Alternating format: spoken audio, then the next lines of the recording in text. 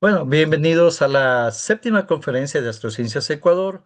Estas charlas las estamos realizando con la finalidad de que todos nuestros miembros tengan un conocimiento mayor acerca de la astronomía y así poder hacer un mejor trabajo en nuestras conferencias, charlas, campos de observación, en fin. Espero que disfruten de esta conferencia, que les guste. Cualquier pregunta, por favor, interrúmpame.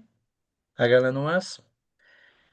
Hoy yo voy a hablarles sobre una manera introductoria sobre la luna. Voy a compartir pantalla.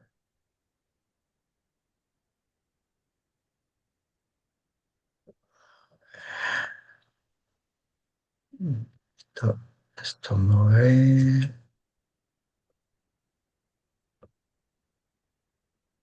Me dicen si la está correcto Sí, está maximizado. ahora sí. Ya.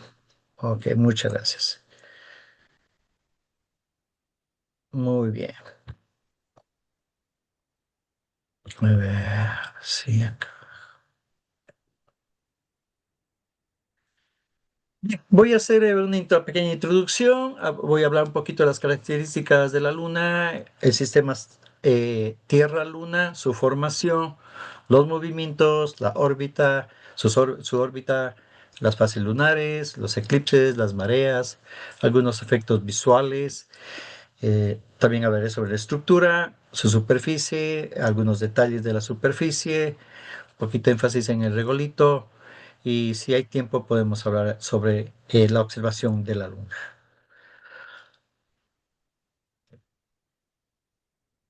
Una pregunta, ¿esta barra que está acá arriba la ven? ¿No molesta?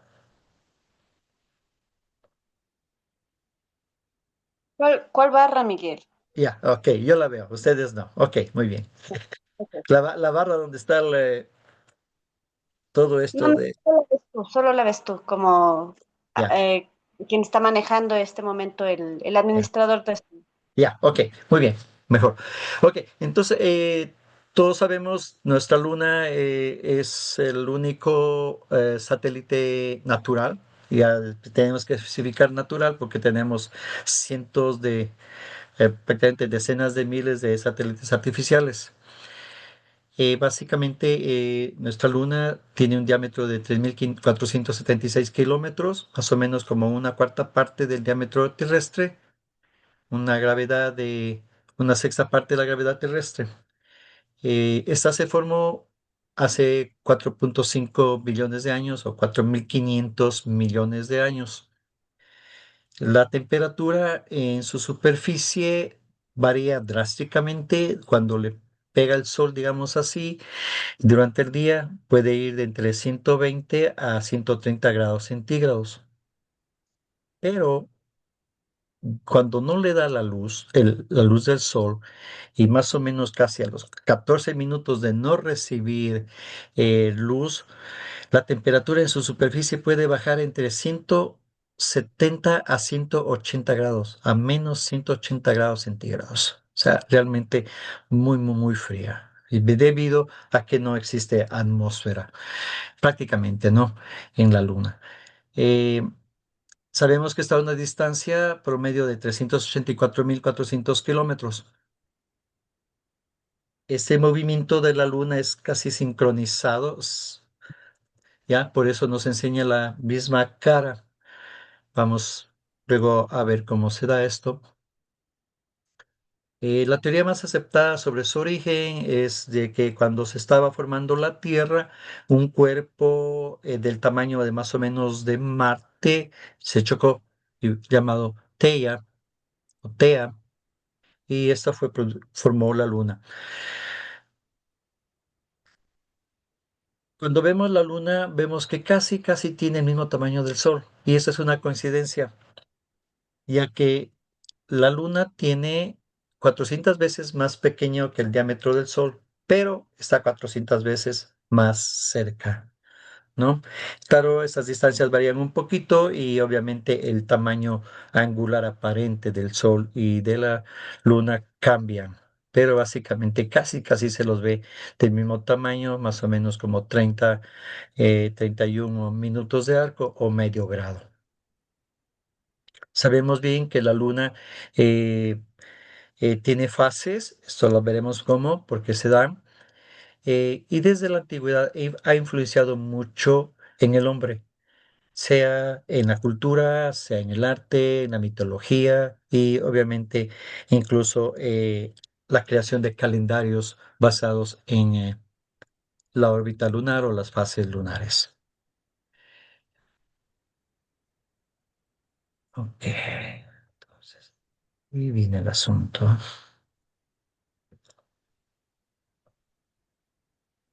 Históricamente, los primeros récords datan de hace más de 4.000 años. Estos ahí en Borneo. Si de acuerdo a Antonia Beni, hace 25.000 a 35.000 años ya hubieron récords de observaciones lunares. Calendarios ya construidos en la antigüedad, ahí se ha encontrado en Rappenbluck de hace 17.000 años o en Francia, Luxor, es 27.000 años antes de Cristo. La luna ha sido observada desde época de los mesopotámicos, en Asia, en Mesoamérica, los mayas, los aztecas e incluso también los incas. Ellos ya tienen registros de observaciones lunares. Así, por ejemplo, los caldeos crearon y descubrieron el ciclo de Saros en el año 2500 antes de Cristo, lo que les permitía a ellos eh, predecir los eclipses, ¿no? Los mayas también tuvieron esa capacidad de predicción de eclipses.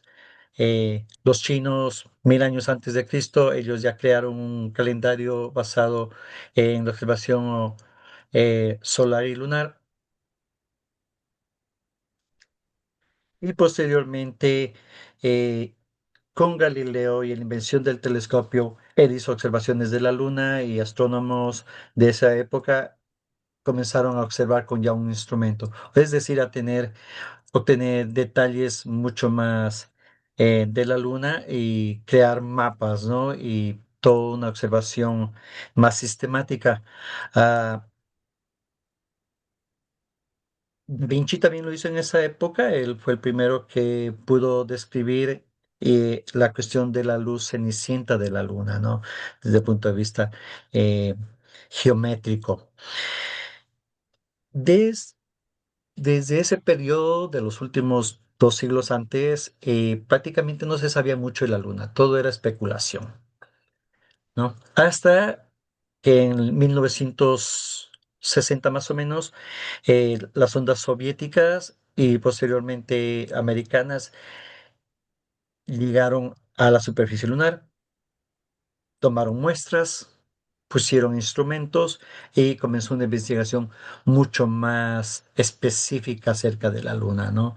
Es muy conocido, bueno, no tan conocido, los soviéticos llegaron primero a la Luna con sus naves que estrellaron para como ejercicio. La primer sonda espacial que tomó la primera foto de la cara oscura de la Luna, la primera sonda de posarse en la Luna, Luna 9 y el primer rover, los Luna Hope, ¿no? Es interesante porque los americanos también hicieron en los años 70 estos proyectos, colocaron igual a sismógrafos y el proyecto Surveyor. Eh, Ambos proyectos prácticamente corroboraron lo que los soviéticos en principio habían descubierto sobre la Luna, ¿no? Eh, los soviéticos también, ellos pudieron traer a la Tierra ejemplos bueno, fueron gramos, ejemplos de suelo lunar. Los americanos ya con el proyecto Apolo pudieron traer más de 280 kilos de rocas y polvo lunar, ¿no?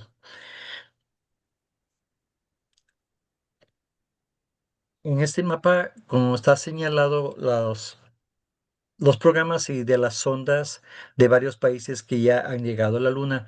El proyecto de la Luna, de los soviéticos, en rojo podemos ver los sitios donde ellos eh, llegaron. El proyecto Surveyor de los americanos, también en este color medio verde turquesa. El proyecto Apolo, color morado. Y también ya podemos ver de las sondas chinas, Chang'e, que llegan dos sondas al norte, dos sondas a la parte oscura de la Luna, al otro lado de la Luna. Y también los hindúes en el polo sur de la Luna, ¿no? Que estamos viendo la 25 y 28 de las sondas eh, hindúes. Bien, la Luna se la considera como un cuerpo terrestre, ¿no? Porque su estructura es muy similar a la de la Tierra. Eh, Existen más de 292 lunas en el sistema solar alrededor de los planetas. Están todavía por confirmarse o ya se confirmaron como 128 más lunas alrededor de Saturno. O sea, Saturno es el rey de las lunas. Estas últimas se descubrieron no hace mucho. Son bastante pequeñas, del rango de algunos kilómetros, ¿no? Pero igual están alrededor de Saturno. Eh, la Luna creo que me parece que es la quinta más grande del sistema solar, después de Ganímedes, Calisto y Titán.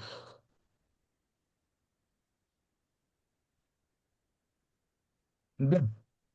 La teoría más aceptada es esta de que la formación de que un cuerpo hipotetizado del tamaño de Marte estaba en principio en puntos lagrangianos L4 o L5 y por alguna razón se acercó a la Tierra y se chocó. O sea, el impacto no fue de frente sino lateral.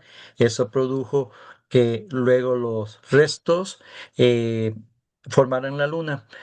Eh, Esta hipótesis se afianzó después de que los norteamericanos trajeron muestras lunares y se encontró que la composición química, especialmente de la cantidad de oxígeno, era idéntica a la de la Tierra. Entonces, parece que la Luna, pues, lo más posible, de acuerdo a esta teoría, se formó 50 millones de años después de la formación de la Luna, de la Tierra.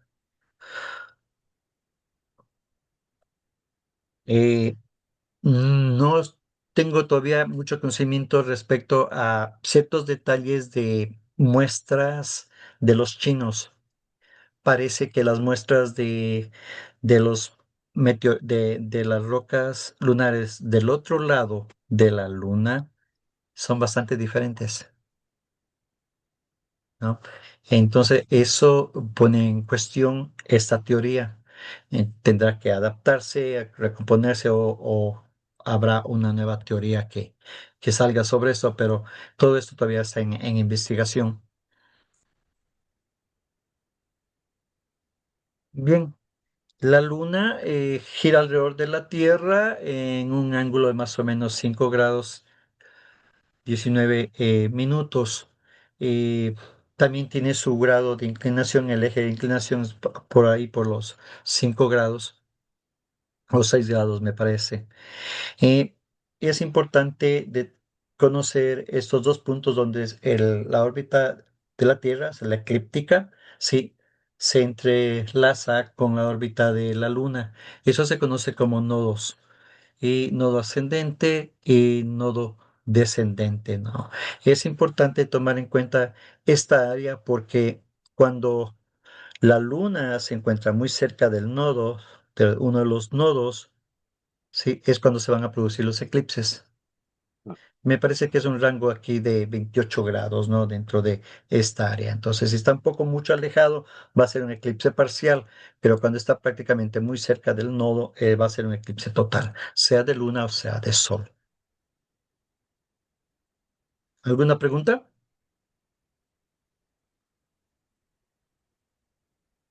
Ok, continuamos. Bien, si diagramamos el plano de las órbitas, también hay que tener en consideración la inclinación o el eje de rotación tanto de la Luna como de la Tierra, ¿no? Y esto es porque vamos a ver un par de efectos que gracias a esto se dan. La Luna, al tener un eje de inclinación de 6,68 grados, sí, es casi se viene a ser como perpendicular a la eclíptica, ¿no? Un rango de 88 grados y pico. Eh,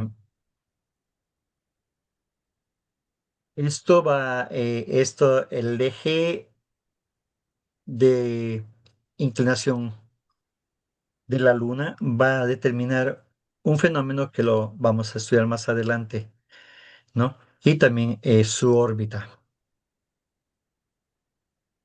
A ver si así lo voy a... bueno. Bien, entonces la Luna tiene dos movimientos, ¿no? El de revolución alrededor de la Tierra y el de rotación sobre su propio eje. Conocemos varios tipos de movimientos de revoluciones. Los más importantes son, digamos, dos. El sinódico, que es la revolución respecto al Sol y que va a durar 29 días, 12 horas, 44 minutos con 2,78 segundos, ¿no? Y también el otro que es sideral, que es respecto a las estrellas. Ese, en cambio, ya dura 2 días menos, 27 días, 7 horas, 43 minutos, 11,5 segundos. Estos Estos movimientos, estas revoluciones, es importante entenderlas porque luego vamos a ver que gracias a estas es lo que tenemos las fases lunares, tenemos que la luna nos enseña la misma cara, ¿no? Y y los eclipses también. Entonces también tenemos lo que se conoce la revolución dracónica, que es cuando la luna pasa cada vez por el nodo ascendente.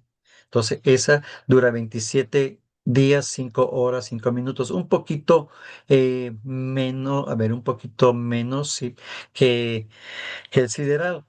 Y eso hace que cuando hay eclipses se producen una secuencia de eclipses cada 2 o 3 eh, ciclos de Saros. Es gracias a esto.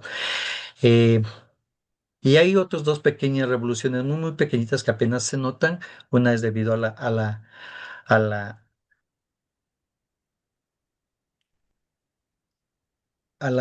bueno, la otra es respecto a cuando está en perihelio, es decir, en el punto más cercano, ¿no? Entonces, estos son muy cercanos a los 27 días, 7 horas, 43 minutos. Las pequeñas variaciones son las que van a determinar luego cierto tipo de periodicidad en los eclipses.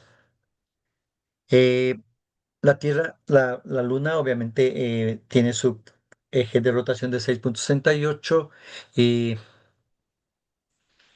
lo hace sobre su eje. Y también tiene un pequeño otro movimiento de nutación que es, ¿no? Y de precesión también, pero esos no son muy importantes en el caso de la Luna, como es para la Tierra, esta precesión y nutación, que también la tiene la Luna. A ver, cuando muevo la...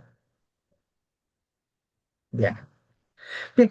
eh, la Luna nos presenta las fases. Estas fases lunares se debe a la posición relativa entre el, el Sol, la Tierra y obviamente la Luna. Cuando la Luna está prácticamente entre el Sol, que está acá a la derecha, las luces amarillas, las flechas amarillas, ¿ya? Obviamente ilumina el otro lado de la Luna. Nosotros no podemos ver la Luna porque no está iluminada. Eh, y la única vez que podemos ver la Luna básicamente es cuando hay un eclipse. Y dependiendo a veces de la latitud y de ciertas condiciones, a veces vemos a la luna cuando está un poquito creciente, comenzando a crecer, la podemos ver o parte de ella ya que está siendo iluminada por la luz que refleja la Tierra, ¿no? Esto es lo que se conoce como luz cenicienta. En la medida que rota alrededor de la Tierra, esta va a ir creciendo, lo que se conoce como luna creciente, y al llegar a 90 grados será lo que es primer cuarto, ¿no? Va a seguir girando otros 14 días, otros 7 días, digamos, sí, 14 días desde el inicio. Va a estar totalmente iluminada y entre más o menos un 97 a un 100% es lo que conocemos como luna llena, para luego ir decreciendo, ¿no? A un último cuarto o tercer cuarto, me parece que es, y termina otra vez el ciclo como luna, a luna llena, ¿no? A luna nueva. No, entonces básicamente tenemos en esencia cinco, cinco fases principales y otras cinco, a ver, cuatro fases principales y cinco fases secundarias, ¿no? Eh, Tengo que pasar acá. Ok, no voy a topar eso. Entonces, las cuatro principales son luna nueva, cuarto creciente, luna llena o plenilunio y último cuarto. Y las secundarias que están en medio de estas dos, viene a ser la creciente cuando está de luna nueva a un cuarto, vigorosa cuando está creciendo y cuando está disminuyendo se llama vivosa, no, gibosa menguante. Disculpen, son términos que casi ya no los uso. En fin, esos son las fases de la luna.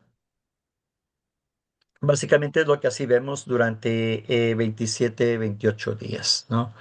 Eh, Más o menos como, eh, a ver, voy a pararle, no creo que puedo pararle, pero más o menos hoy está por ahí. Entonces, la mejor forma de estudiar y observar la luna es cuando empieza a crecer el segundo, tercer día y seguirlo observando, ¿no? Porque eso se va a ver muy interesante verle desde esta zona iluminada a la zona oscura, que no es una línea fija, es lo que se conoce como terminador. Bien. Otro factor que la luna produce son las mareas. Esto lo explicó Newton ya conociendo la teoría de la gravedad. Básicamente, la luna lo que hace es atraer las masas líquidas de los océanos. Y en el caso, por ejemplo, en la gráfica del centro, si cuando está alineado con el Sol y la luna, si la fuerza de atracción es un poquito mayor, ¿no? Y el agua oceánica se va a desplazar en esta dirección, produciendo acá lo que se conoce como mareas bajas y mareas altas, ¿no? En las zonas de las costas de los continentes. Mm, Acá al lado derecho podemos ver, en cambio, cuando la luna está en 90 grados respecto al sol, obviamente las masas líquidas va a estar en dirección a la luna y acá está lo que se llama marea alta y marea baja al otro lado. Los eclipses, eso es muy interesante. La luna, dependiendo de las posiciones relativas, va a producir eclipses lunares y eclipses solares. Tenemos varios tipos de eclipses lunares, así como varios tipos de eclipses solares. En el caso de los eclipses lunares, estos pueden ser visibles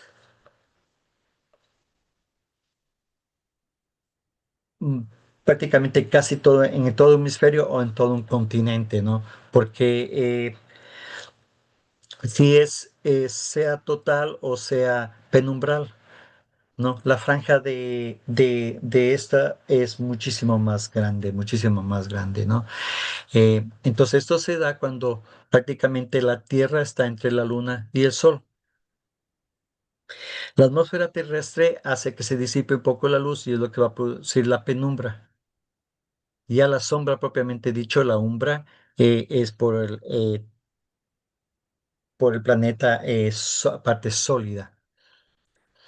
¿no? Entonces, mientras la luna pase durante umbra, la sombra de la luna, esta umbra como le llamamos, sí se produce un eclipse total de luna. Hay varias fases, obviamente. Lo mismo en los eclipses solares, hay un primer contacto, ¿no? En este caso es el contacto es de la penumbra primero, luego va entrando la sombra.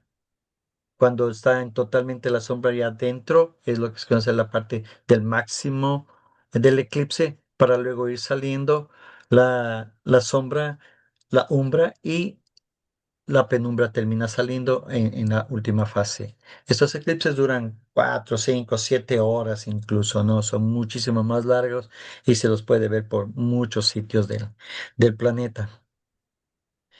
Eh,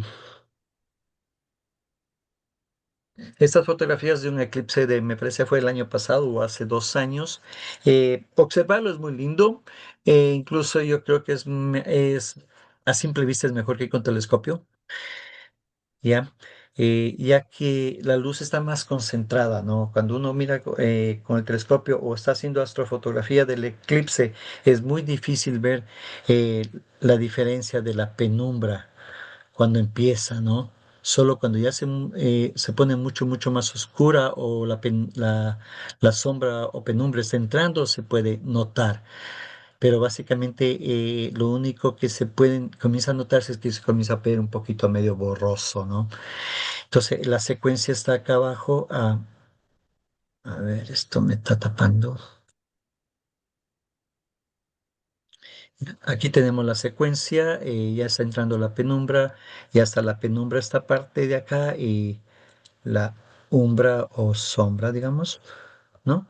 Y sigue avanzando hasta que llega a una fase de totalidad.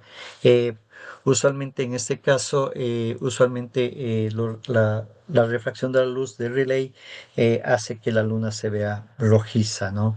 Y eso depende también de cómo está la atmósfera de limpia, si hay mucho polvo o hay cenizas volcánicas o ha habido por acá incendios forestales, por ejemplo, eso hace que se vea muchísimo más roja.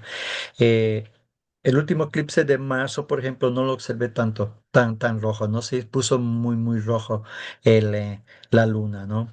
Eh, pero vale la pena verlo, siempre es algo diferente.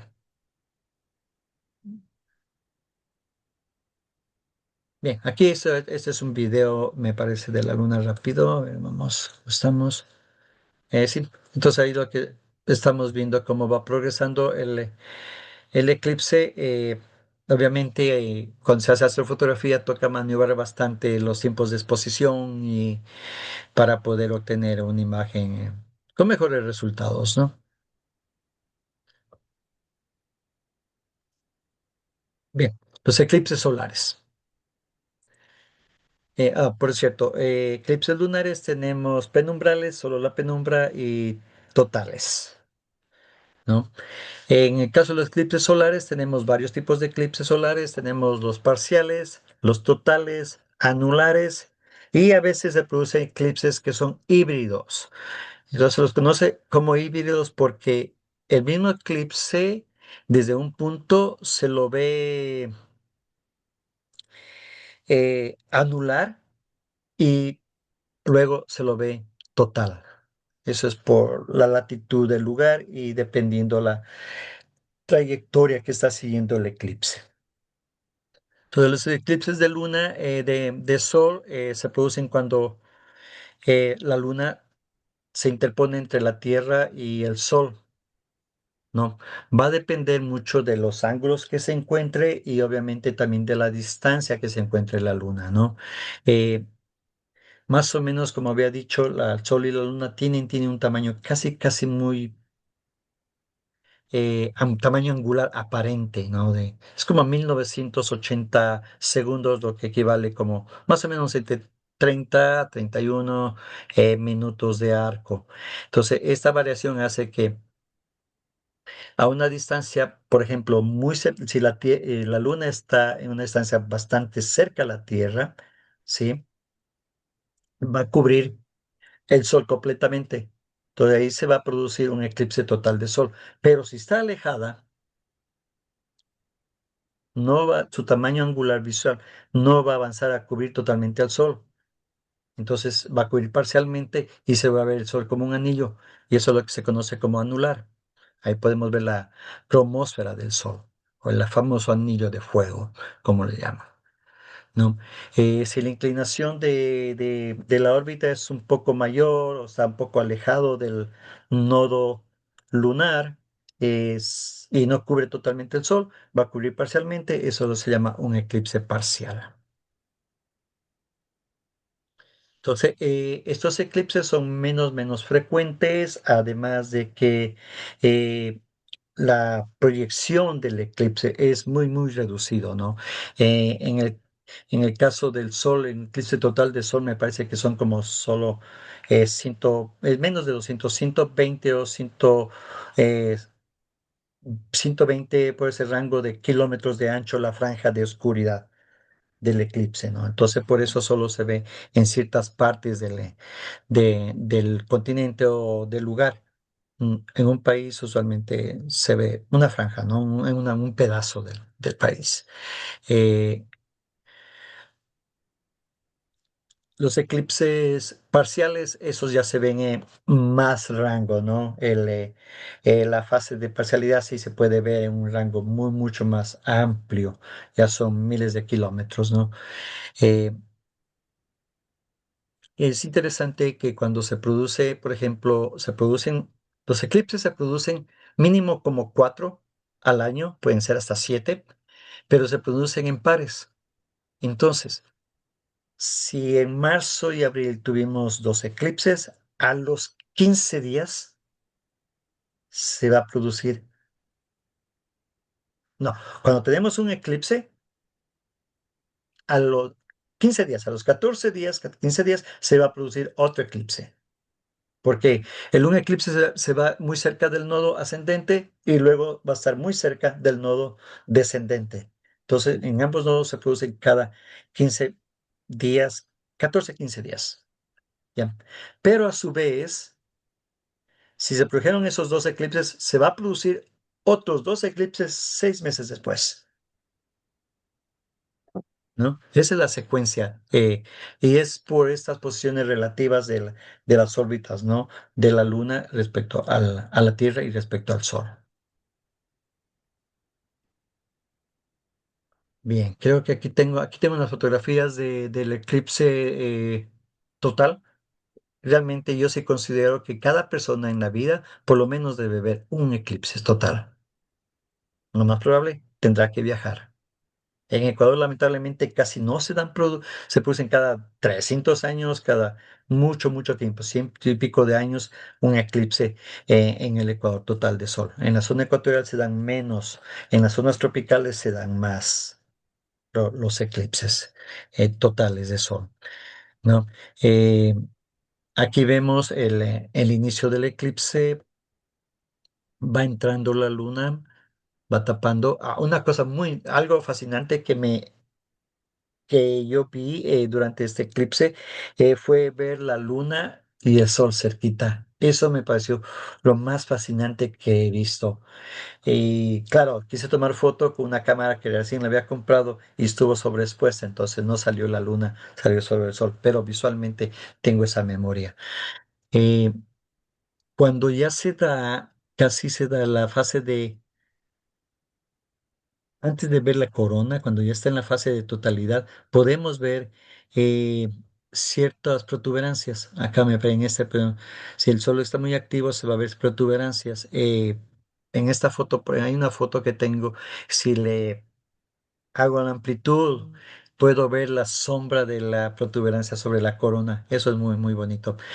Eh, y claro, viene la fase de totalidad, que es como describir un eclipse es más o menos cuando se va a dar la temperatura baja.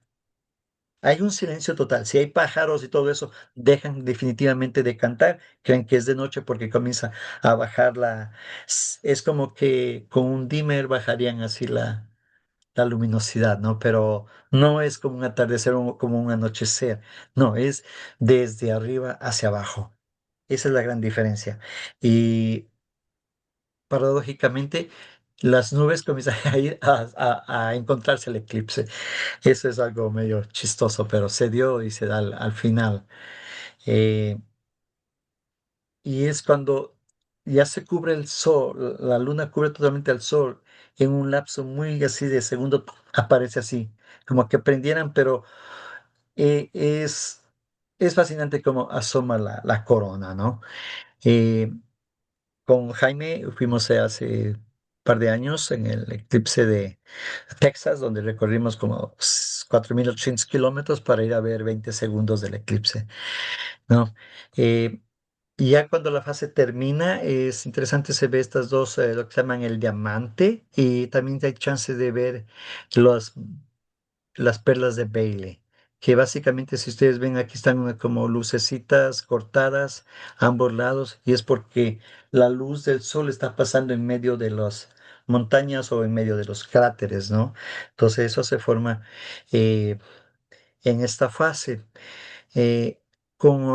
Con Jaime en el eclipse, este es del eclipse del 17, el gran eclipse de Norteamérica del 2017, lo vi desde Casper. Básicamente, a ver, vamos describiéndolo aquí. Eh, entonces, durante el eclipse de en Texas, estuvimos casi en la franja, muy, muy, muy separada de la franja de la totalidad. Entonces tuvimos chance de ver prácticamente en ambos lados las perlas de Bailey. No, eso no es muy, muy, muy, muy raro, ¿no? Acá, y no sé si imagina, aquí pueden ver la sombra aquí y si la ven un poquito así es porque 20 minutos antes de que empiece el eclipse se acabó la pila de la batería de la montura, entonces tuve que irlo haciendo manualmente. Pero sí, vale la pena observarlo. Recomiendo, si chance, y el que quiera, hasta tenemos planeado ir a Egipto para el próximo año, agosto 2. Y claro, ya las nubes asoman, pero ya no importa porque ya pasó la fase principal que era la de totalidad. Bien. Entonces, aquí otro de los efectos que vemos de la luna es esta libración. Es como que la luna cabeceara, ¿no? Bueno, no es que la luna está haciendo esto. Vemos eso debido a primero a que la órbita de la luna es elíptica. Entonces, eso nos permite a nosotros ver un poco más en esta parte de la latitud y esta parte de acá, perdón, de la longitud. Entonces, este tipo de libración ya lo descubrió Hevelius en 1648. Entonces, esto se llama libración longitudinal. Galileo descubrió la latitudinal, en este sentido, así, como que va hacia arriba y abajo, ¿no? Y luego Thomas Harris y Williams Hilbert, ellos determinaron los cuantos grados de esta amplitud de este cabeceo, ¿no? Entonces, la longitudinal, en ese sentido, se debe a la órbita elíptica de la Luna alrededor de la Tierra.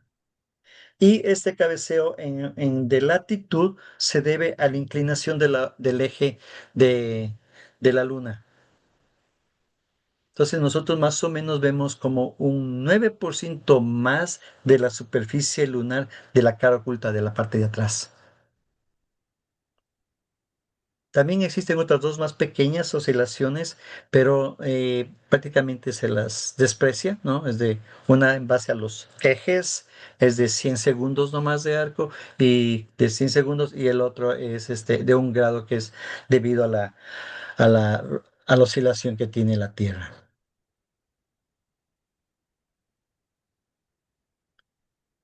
Bien, otras características de los planetas y de los objetos que vemos en el cielo, especialmente en el sistema solar, es el albedo, que es la capacidad de reflejar la luz del sol.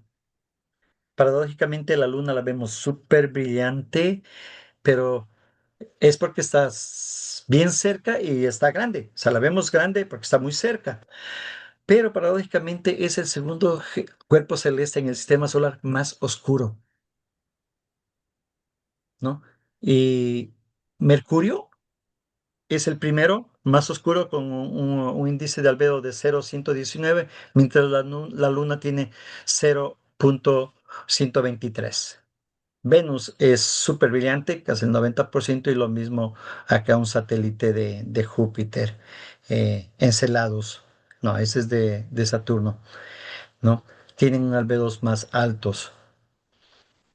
La Luna, la Tierra obviamente desde el espacio tiene un albedo, pero ese albedo incluso ahora ha bajado, está más oscura. ¿Por qué? Porque ya no existen mucho las capas polares, entonces no está reflejando mucha luz de, de que recibe del Sol, y también por el efecto invernadero que tenemos.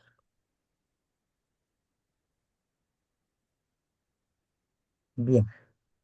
Eh, Continuando, la luna a veces la vemos mucho más grande, ¿no? Que en otras ocasiones. Y obviamente esto se debe a que si está en el punto más cercano o más alejado, sea alejado, apogeo, o cercano, perigeo. Entonces sí hay una gran diferencia. Bueno, la diferencia en distancia son como 40 y pico, 40.000 kilómetros más o menos, ¿no?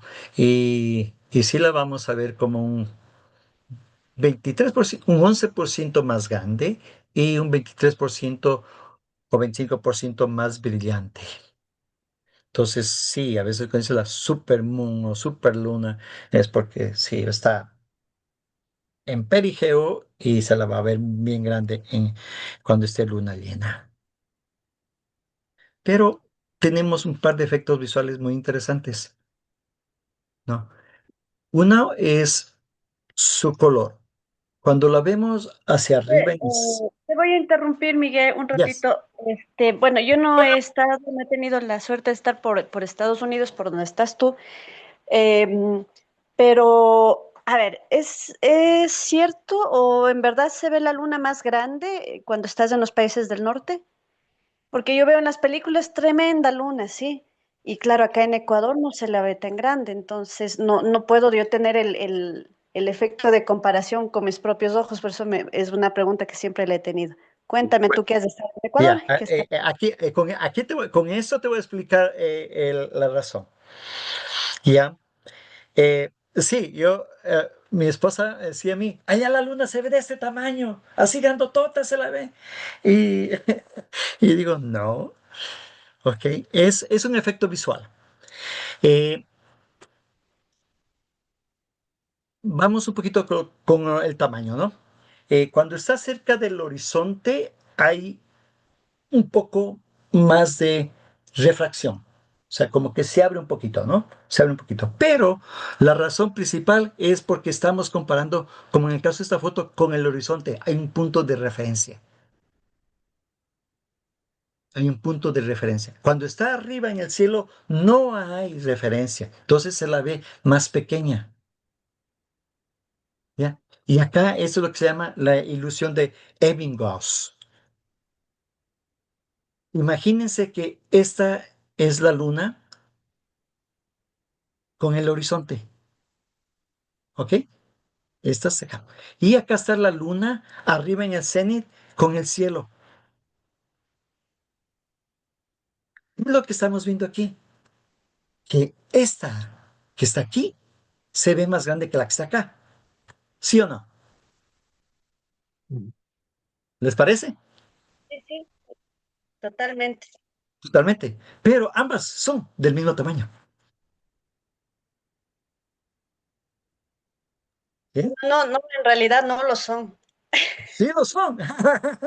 Sí, te puedo dibujar después con una regla y te voy a Ah, decir que pero me sí lo estás son. diciendo de Y perdón, es, ya me estás diciendo de las dos lunas blancas, perdón, yo estoy comparando con la luna naranja. no, esta, Ya, esta, sí esta de tienes aquí, razón. estamos Ahí sí. simulando la luna, ¿no? Esta de aquí con la que está acá. Sí, sí, estás en toda la razón ahí, sí. Eso es lo que se llama la ilusión de Eddinghaus. Él fue el que la... Y además tenemos el otro efecto visual de Ponzo, que es este. esta luna se la ve mucho más grande, pero en realidad son del mismo tamaño que la que saca. Acá la regla, esta regla, por ejemplo, con esta, parece que esta fuera más pequeña, ¿verdad? Sí, Claro. sí parece. Si ponemos líneas paralelas, son del mismo tamaño. Es el efecto Así es. Ponzo. Entonces, es una ilusión óptica, en realidad.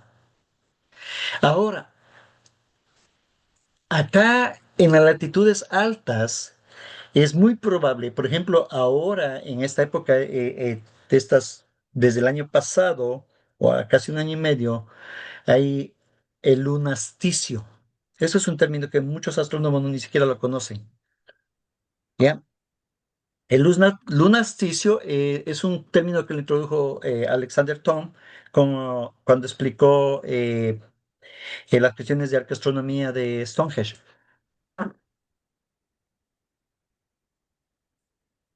Resulta que sabemos que el Sol, la Tierra tiene un 23 grados 27 minutos de declinación, entonces durante el solsticio de verano, por ejemplo, vamos a tener al Sol del punto de Aries 23 grados 27 minutos al norte. ¿De acuerdo? Ahora, la Luna también tiene su inclinación de órbita, que es de 8 grados. Entonces resulta que cuando coincide el Sol, cuando está el Sol en solsticio de verano y la Luna 8 grados más de inclinación, se suman. Entonces la luna sale más al norte. Eso es lo que se llama lunasticio al máximo.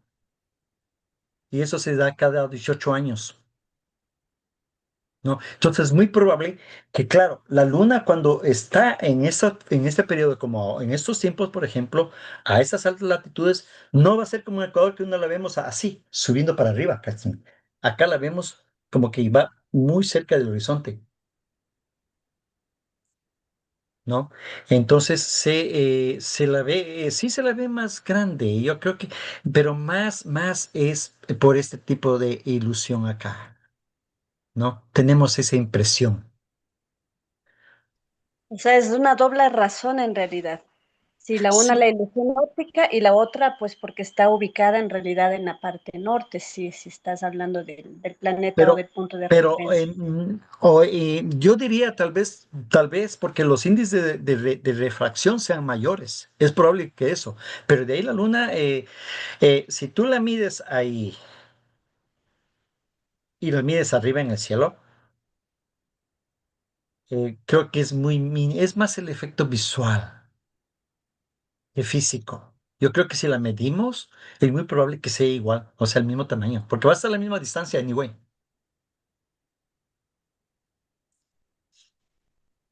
Eso yo. Oye, creo que tengo que ir a Estados Unidos a comprobar, ya tengo trabajo de investigación. Así es, sí, Bueno, pero es muy gracias, interesante, sí. gracias, te dejo continuar con la pregunta. Bueno, ese es el defecto es ese de verlo al horizonte, porque ¿qué va a pasar? Que el rato que va subiendo ya la ves más pequeña. Anyway,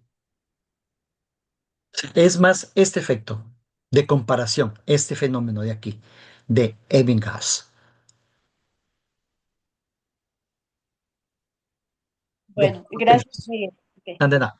Ahora el color, eso es interesante también, me encanta esta parte. O sea, he puesto de nuevo acá el video, si la ven, la luna ahí cruzándose a la Tierra, y este es desde un satélite en el espacio, ¿no? Ahora, cuando decimos, ¿de qué color es la luna? Pues bueno, tenemos la suerte ahora de que la vemos desde la Tierra, vemos la luna, si vemos hacia arriba, casi en el cenit, medio azulada, plateada, bien brillante. Si la vemos ya bajándose el horizonte, la vemos media rojiza, media anaranjada, a veces media amarilla, ¿verdad? Pero eso ya sabemos que es producido por esa refracción de la luz de Rayleigh en la atmósfera. Pero también tenemos el chance de preguntarles a quienes han estado en el espacio y qué color ven la luna. Entonces los astronautas de la Estación Internacional Espacial, ellos dicen, se les ve blanco, grisáceo, ¿no? bien brillante con unas manchas oscuras muy, muy sutiles.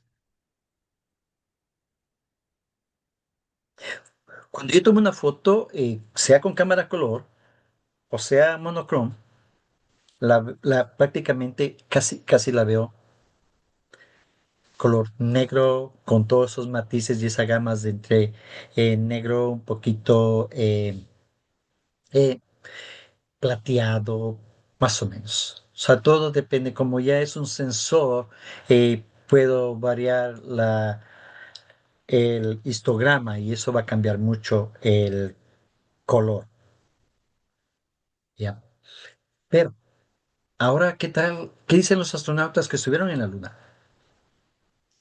La mayoría de ellos decía que la habían de color gris, no uniforme, y a veces un gris parduzco o ceniciento, dependiendo en qué dirección veían, ¿no? Y respecto a las rocas, un color beige, un color café claro o gris plateado. A mí me llamó la atención cuando estuvimos haciendo eh, la transmisión de Artemisa, el astronauta que estaba arriba dijo, oh, wow, veo un color verdoso pero lo dijo así muy rápido y verdoso, así, algo, punto verdoso, dijo algo así. Y eso me llamó mucho la atención, ¿no? Eh, ahora, a los astronautas del proyecto del Apolo 12, cuando se les preguntó, ellos decían que les recordaba al cemento en polvo, ¿no? Al carbón o a la ceniza volcánica. Entonces, muchas veces cuando me dicen la luna tiene colores, ahí yo cuestiono, ¿no? Porque cuando vemos una foto como esta, que la conocemos como foto mineralizada, esta yo la hice, ya, ¿qué estamos haciendo? Ya viene a ser una foto artística, que de pronto puede servir tiene validez científica, ¿no?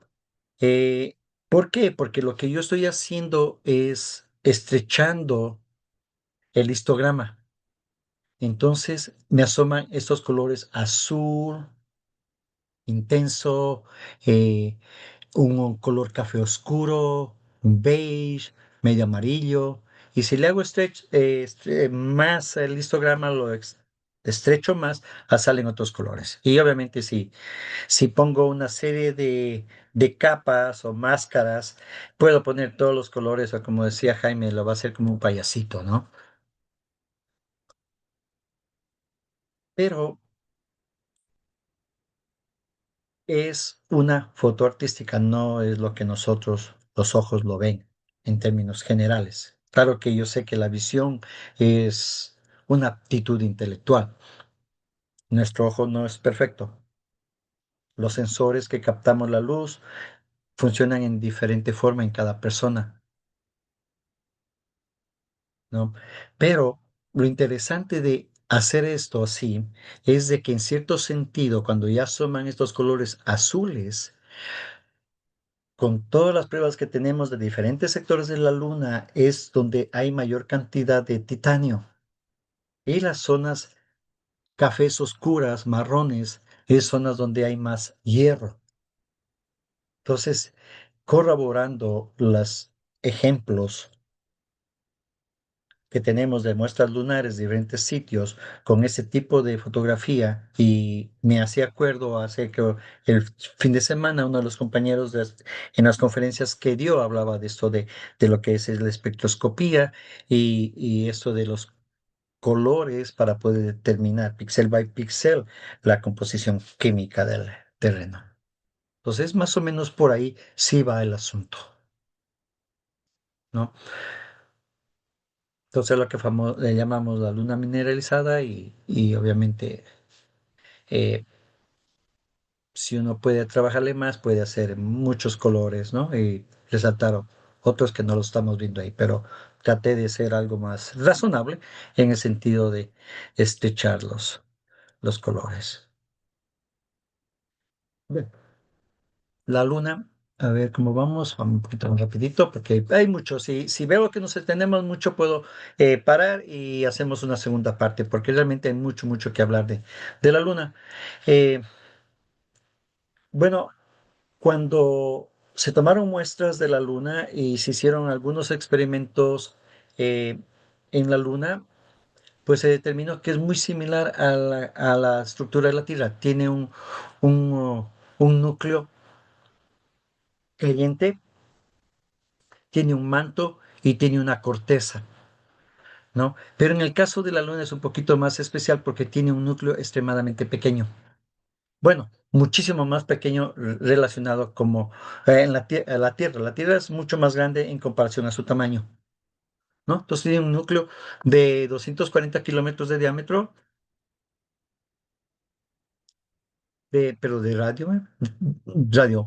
90 tiene otro externo y otro parcialmente fundido de 150 kilómetros de radio, con un manto que llega ya de 1200 kilómetros y una corteza de 52 kilómetros y sabemos que esta corteza está cubierta por lo que le conocemos como regolito, que es como una manta de polvo y restos de, ya vamos a ver de qué se trata un poquito, ¿no?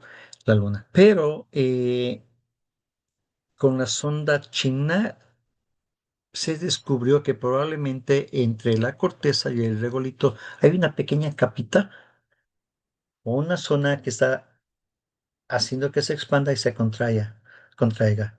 Esto no se conocía mucho, no se sabía, eso está en estudio eh, y parece que es debido a la fuerza de atracción gravitacional de la Tierra sobre la Luna. No, por lo que está haciendo, vamos a ver, es cuando pusieron dos satélites para estudiar la cuestión de variación de gravedad, eh, detectaron eso. Bueno, no los chinos, sino de la NASA, estos dos satélites. Aquí tenemos, aquí está un diagrama incluso de los dos satélites, hacían mediciones exactas, ¿no? Muy, muy, muy milimétricas de, de la Luna y sus cambios gravitacionales. Una de las características de la Luna también, como no tiene atmósfera, tiene una atmósfera, pero ¿cómo se llama?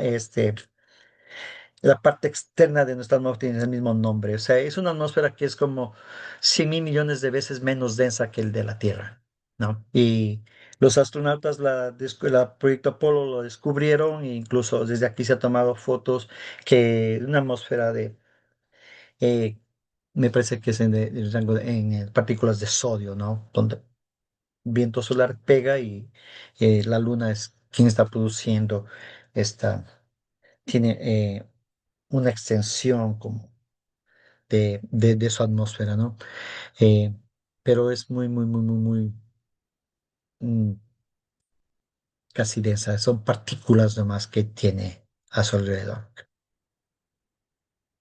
Eh, la luna, su superficie se caracteriza por temperaturas súper, súper altas cuando el sol pega.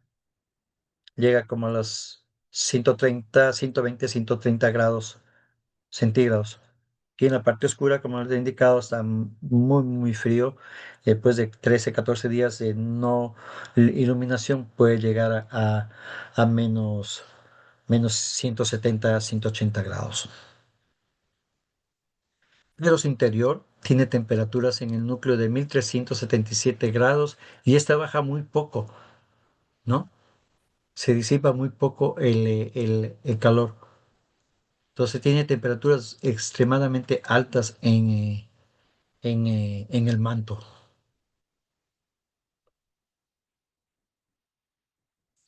Incluso recién con las fotografías de altísima resolución se encontró que probablemente haya como cavernas o tubos y me llamó la atención porque calculan que de pronto en estos tubos, de estos túneles que hay, de los huecos que se forman hacia adentro y los túneles, pueden tener temperaturas de 60 grados, que es muy, muy interesante para una futura expedición y para poner las bases en la Luna, ¿no? Se puede aprovechar mucho eso. Y es muy complejo en ese aspecto, no es un hábitat muy fácil tampoco que, que llegar a poner una base. Va a tomar tiempo.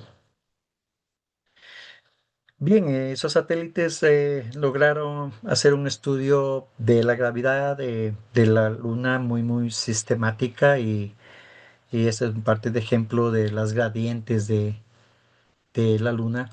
Toda esta parte, toda esta región es la zona del océano procedario.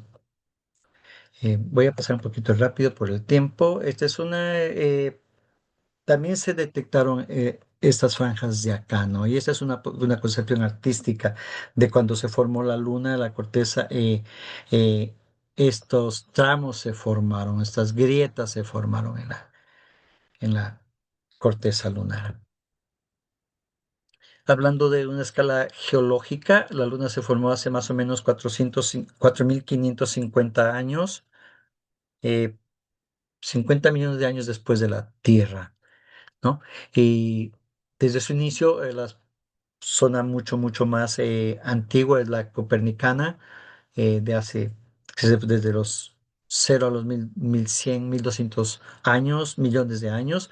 Luego viene una era erastotenia, luego el ímbrico superior e inferior, y también el nectárico, que es el último, y el prenectárico, que es lo más reciente. Este les aconsejo chequearlo ahí con estos gráficos de Estados Unidos, la Departamento Geofísico de Estados Unidos. Hay alta resolución realmente estos mapas de la Luna, donde los colores nos va a indicar las zonas, a qué periodo de estos pertenece.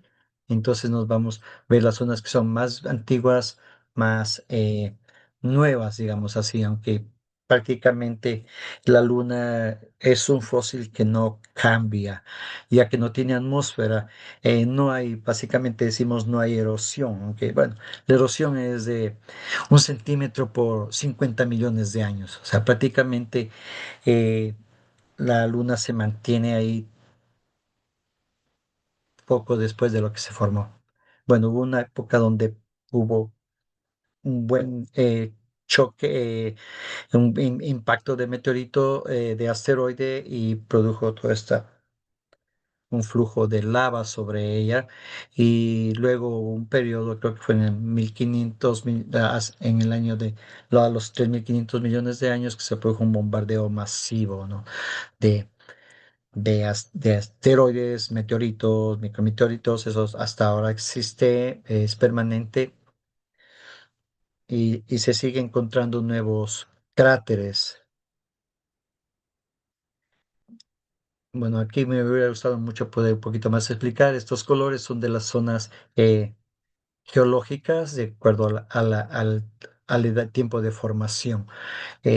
En esta también las partes más oscuras son las partes, me parece que son las más bajas. Es un mapa basado en la altura de, de las zonas de la Luna. Entonces, la parte más alta es en la parte acá de esta zona, y las polares, cerca del polar, es la parte más bajas, ¿no? Resulta que en un lado de la Luna es más espesa, más gruesa que el lado oscuro es más grueso que la corteza, esa corteza, que el lado que no es visible para nosotros. Y como vemos, la parte oscura tiene muchísimos más cráteres, eh, y la marea o los mares casi no tiene, o es muy bajito el porcentaje, ¿no? En esta gráfica, estos colores nos indica en kilómetros qué tan gruesa es la corteza. Entonces vemos que en zonas donde hay impactos bien grandes, su corteza es mucho más fina, porque obviamente eh, el impacto reduce el, eh, el espesor de esta corteza de la Luna.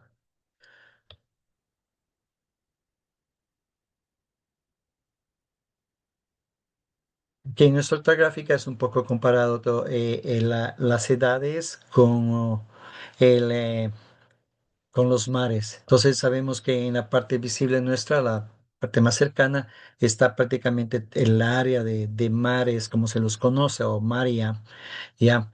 Es un porcentaje súper, súper alto. Más o menos es como el 31% de la superficie visible está cubierta por mares, ¿no? O sea, más o menos algo así como eh, 18 millones de kilómetros cuadrados. En cambio, en la parte lejana o oscura es mucho más reducido, solo el 1% de la superficie está, y básicamente es esta zona del mar Moscovita y otras pequeñas áreas de acá.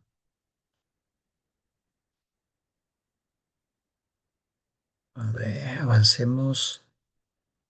Vamos, 7 corto. Ok, la composición de la luna. Es muy interesante, hay una gran cantidad de oxígeno, silicio, hierro, calcio, aluminio, entre otros, ¿no? Eh, y ese porcentaje, si lo comparamos con la Tierra, vemos que en lo que se trata de oxígeno, va casi por ahí, la misma cantidad, ¿no? Entonces la Tierra es la más alta, tiene un poco más, obviamente, en esos cálculos, ¿ya? Pero las partes bajas y altas de la Luna van casi por ahí, o sea, sobre el 40%. En el silicón, la Tierra hay más, pero ya vemos que el hierro, el magnesio, el titanio en la Luna hay más. Y hay un poco de serie de minerales raros también que en grandes cantidades que todavía no está determinado, pero más o menos estos son los estudios, ¿no? Con los diferentes satélites se viene estudiando todo esto más detalle, ¿no? Ahora tenemos fotografías realmente súper, súper detalladas de la Luna, de la superficie.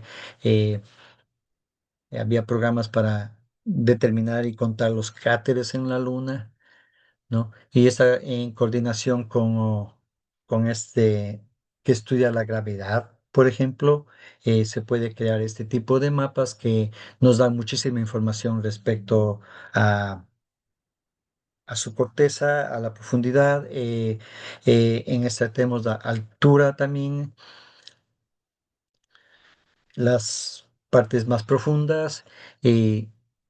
Eso es interesante porque también ayuda a colaborar en las zonas donde hay más agua, como son el polo sur, básicamente. Entonces vamos a ver que son zonas con cráteres mucho más profundos donde no llega la luz del sol. Incluso me llamó la atención porque hay zonas también a altas latitudes donde por la profundidad del cráter no llega el sol ahí.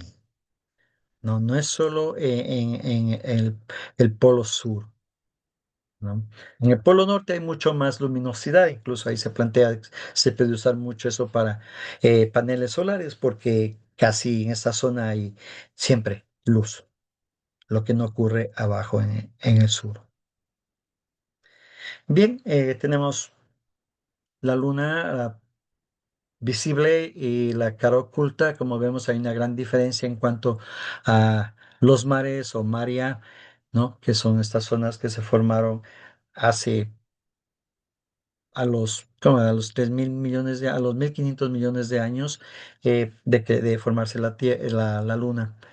Entonces podemos ver, a simple vista vemos la mayoría de estos detalles como el mar de las crisis, el mar de la serenidad, de la tranquilidad, de la fecundación, también todos los océanos procesorarios, está acá, eh, el Frigolis, que está acá arriba al norte, que es el más largo, es larguísimo este mar, eh, el Umbrio está acá, ¿no? Y en el caso de la parte oscura, está prácticamente lo más grande que se asoma mucho, es lo que se llama el, el mar moscovicense. ¿no? Y por acá en las zonas son muy nuevas estas, también existen algunas zonas basálticas, básicamente. Entonces vemos mares, ya hemos visto un montón de, bueno, cráteres también, pero quisiera un poquito hablar sobre el regolito. Eso es interesantísimo porque el regolito significa manta, entonces es como una cubierta que tiene la luna y es, digamos así, material desintegrado, ¿no?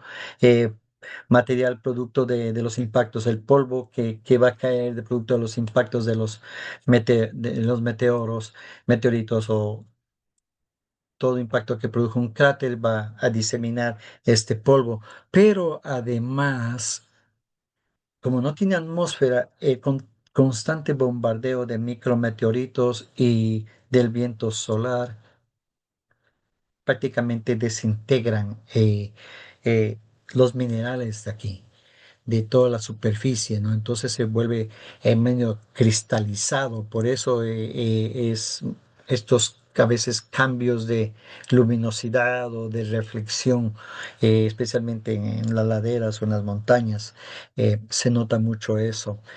Eh, y tiene ciertas propiedades un poco magnéticas, parece, debido a esto del impacto del viento solar. Lo interesante es que cuando de acuerdo, cuando pusieron la bandera al plantarla, esta llegó un momento dado en que no dio más. Entonces tuvieron que darle a martillazos, ¿no? Para poderla enterrar. Entonces, en las partes bajas, realmente este polvo, esta capa es de entre 2 a 5 metros y en las partes altas va de 10 a 20 metros. Eh, Acá tenemos una muestra de regolito. Es probable que si no me estafaron, yo tengo un poquito por ahí en mi colección de meteoritos, eh, ¿no? Bueno, supuestamente lo compré y es certificado de que es polvo lunar. Eh, Algún día se los enseño. A ver, continuemos. Hablando un poquito de colores del regolito, en esta parte llamó mucho la atención del Apolo 17. Vieron esta zona eh, anaranjada, ¿no? Tierra anaranjada, toda esta zona de aquí se ve, ¿no?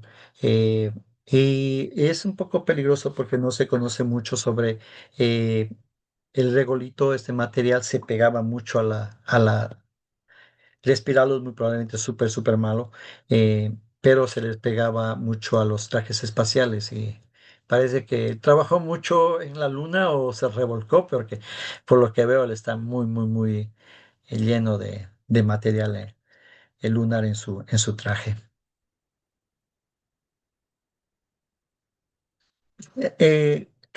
La gran cantidad de cráteres llama mucho la atención en la luna. Cráteres grandes, más de 50, hay como unos 300 en la parte visible. Más pequeños, pues depende del tamaño, ya se calculan en cientos de miles y si hablamos de cráteres de 1 metro en adelante, pues se calcula por el orden de 1.000 millones a 1 trillón incluso con los microcráteres, ¿no? Entonces estos cráteres sabemos que se producen por impacto, aquí está una pequeña simulación, ¿no?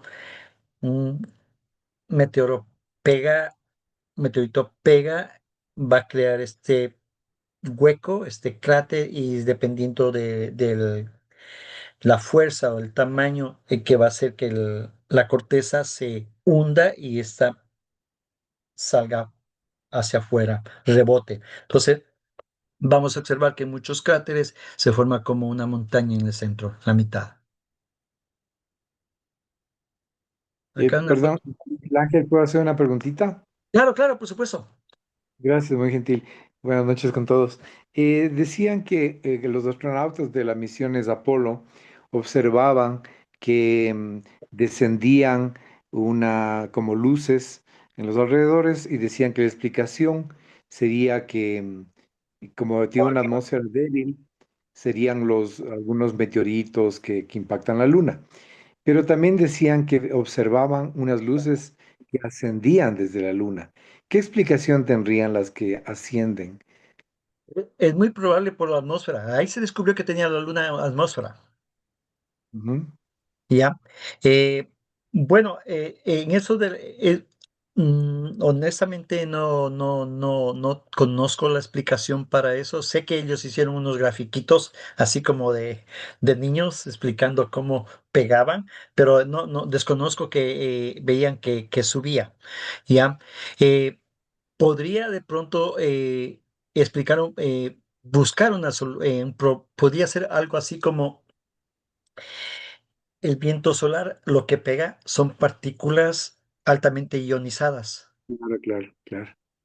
¿ya? Entonces, al pegar en la luna y un regolito que es, en cierto sentido, bastante, digámoslo, como que está magnetizado en cierto sentido, no estoy dando la palabra correcta, pero esta mineralización, esta que se da en las partículas que conforman el regolito, puede que haya ese efecto, pero eh, de que suban, no, yo desconozco esa explicación. Voy a investigarla, buena pregunta, ¿no? Para mí es un reto. Ya, muy chévere. Pero he visto esos gráficos que hicieron de explicando cómo caía y eso fue una de las formas como descubrieron la atmósfera lunar, ¿no? Al menos hay partículas, obviamente no es denso, pero hay esas partículas de, de sodio. Y he visto en estudios un poquito acerca de cómo reacciona el hidrógeno un poco y cierto tipo de elementos en la atmósfera, ¿no? O sea, hay que tomar en cuenta que en la Luna va a pegar a todo tipo de meteoritos, todo tipo de rayos cósmicos, ¿no? Eh, todo tipo de explosiones de supernovas que llegaron o están llegando, o sea, toda una gama de radiación que llega, ¿no? Y claro, también hay que tomar en cuenta de pronto Júpiter por ahí. Júpiter tiene una extensión de su campo magnético bien grande. Entonces, bueno, pues, pero es algo, un temita pero muy interesante para averiguar y ver qué está sucediendo. Muchas gracias por la pregunta. Bien, otras fotos de los cráteres. Aquí vemos el propio, este es muy Tycho Brahe, es un cráter muy visible a simple vista, le llama mucho la atención porque del impacto se produjo estos rayos, ¿no? Que van hasta sobre los 1200 1600 kilómetros de largo, ¿no? El impacto fue muy extremadamente grande.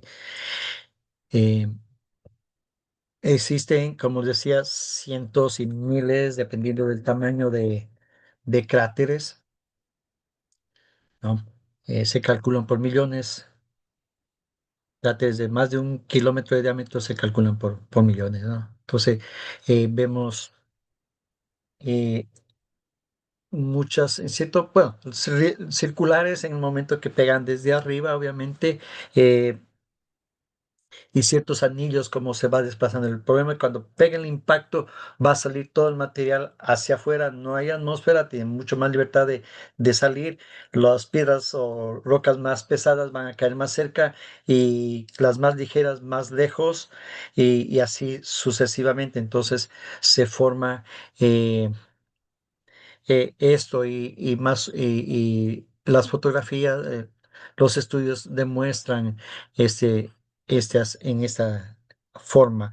Es interesante porque aquí hay el famoso cráter de Barrington, es al norte de Arizona. Se le llamaba, creo, un cráter de formación volcánica, pero Eugene Schumacher. Él trabajaba estudiando las explosiones nucleares, las pruebas de explosiones nucleares, todos los cráteres que se formaban. Él trabajaba estudiando eso. Y cuando visitó eso, dijo, no, esto no es un cráter volcánico, esto es producto por impacto. Porque él vio el cráter ahí y la formación de rocas más grandes están más abajo y en una dirección que va hacia afuera, ¿no? Entonces, ahí se determinó que realmente fue por impacto este cráter, ¿no? Y es muy similar, obviamente, cuando se estudió ya las fotos de la Luna, se corrobora eso, ¿no? Bien, o sea, cráteres hay por todo lado, millones de ellos dependiendo del tamaño. Nosotros podemos ver muchísimos, los más grandes, obviamente, como unos 300 dependiendo del telescopio que tengamos. Aristarco, Tycho Brahe, son cráteres muy, muy interesantes y también existen otros características lunares que podemos observar, ¿no? Además de las cráteres y los mares, tenemos montañas, tenemos las bahías, tenemos islas, o sea, todos esos accidentes geográficos que tenemos en la Tierra, también hay en la Luna, ¿no? Obviamente mares sin agua, obviamente, se mantiene el nombre por tradición histórica, ¿no? Eh, pero y a alta resolución se han encontrado agujeros o pits muy, muy profundos, ¿no? Donde la luz del sol no llega. Parece que hay, esto, como decía, estos túneles. Por ahí tengo aquí una foto de un pit, ¿no? Esta zona de aquí se conoce como la Bahía del Arco Iris. Es muy, muy interesante observarla en la luna. Todas estas features, estas características de wrinkles, de arrugas, ¿no? Y acá tenemos otro cadena de montañas que es muy típico en la luna. Podemos ver muchas de ellas y muchas son bien, bien largas y alturas de 3 6 kilómetros, ¿no? Eh, Al lado derecho tenemos, esa es prueba de un impacto bien grande, es en la parte eh, oriental de la luna, o sea, no la vemos básicamente, pero hay unas fotos, estas fotos son una maravilla y haciendo un poquito esto, coloreando esto, se puede determinar algunos aspectos o se nota mejor el relieve, la profundidad, la cuestión de la diferencia de gravitación y composición química también. Acá tenemos una evidencia de volcanismo reciente. Bueno, sí es reciente porque no es de hace 3.000 millones de años, ¿no? Es mucho, hace más de 500 millones de años, 600, pero son partes recientes de la Luna y vemos que son mucho más claras. Resulta que eh, la superficie lunar, el regolito, cada vez se hace más oscuro porque es como este desgaste del golpeteo, del,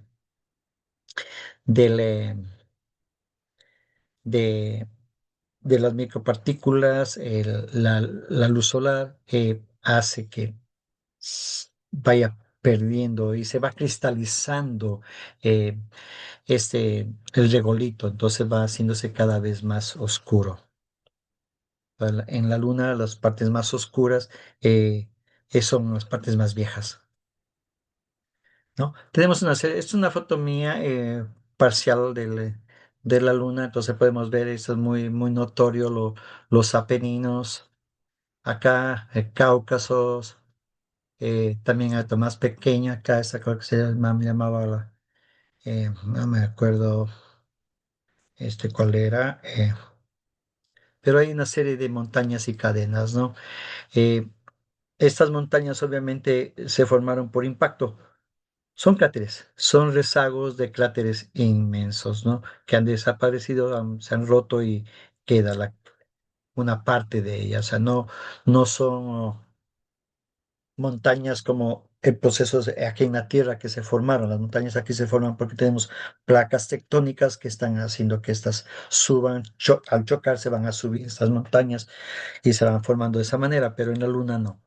En la Luna prácticamente son rezagos de impactos de grandes de impactos, de cráteres. Por eso casi todas las montañas que vemos, si bien están irregulares, cuando ya se ha perdido casi todo, acá toda esta zona obviamente hubo el flujo de lava basáltica, pero vemos partes inconclusas de las paredes de los cráteres.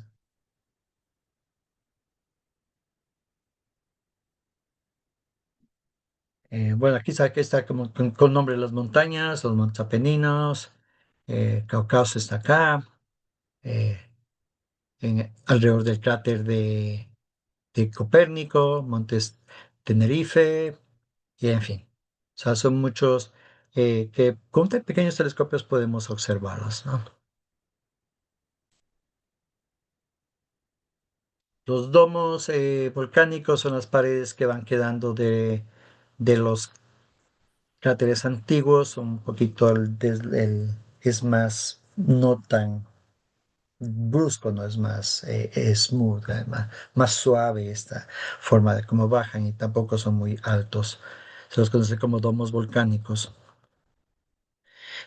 Todas estas características es interesante poderlas observar, no cuando hay luna llena, sino cuando está creciendo, porque hay contraste, entonces se ve mucho más detallado esto, ¿no? Usualmente de frente, estas son fotos de alta resolución del satélite, pero de frente casi no se nota mucho, excepto si se pone tal vez filtros para darle más contraste, ¿no? También existen prominencias, toda esta zona de acá, ¿no? Está en el cráter, esta prominencia, que son elevaciones largas que se dan. A ver, vamos por el tiempo. Miguel, Sí, dime. em, actualmente hay todavía ataques de meteoritos a la superficie de la Luna. Es permanente, es uno de los peligros de una base lunar. Por eso tendría que de pronto la base lunar tiene que estar bajo underground, bajo protegida.